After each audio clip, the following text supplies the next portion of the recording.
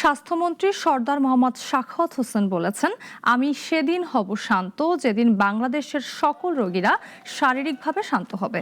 রোববার বিকেলে নরসিংদীর শিবপুরে এক গণসংবর্ধনা অনুষ্ঠানে প্রধান অতিথির বক্তব্যে তিনি এসব কথা বলেন। তিনি বলেন, স্বাস্থ্যসেবাকে জনগণের দ্বারগোড়ায় পৌঁছে দিতে শ্রম দিয়ে শতভাগ কাজ চলছে।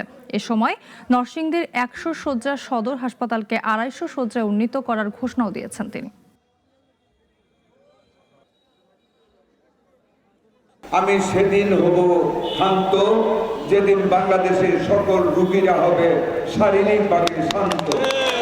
স্বাস্থ্য ব্যবস্থার আমূল পরিবর্তন ঘটিয়ে আমি শিবপুরের মানুষকে, নরসিংদীর মানুষকে আমি কৃতার্থ করবো ইনশাল্লাহ। আপনাদের এই হাসপাতালকে মনোহরদী মেলাগড়ের আগে আমি সর্বপ্রথম শিবপুরের হাসপাতালকে ৫০ থেকে ১০০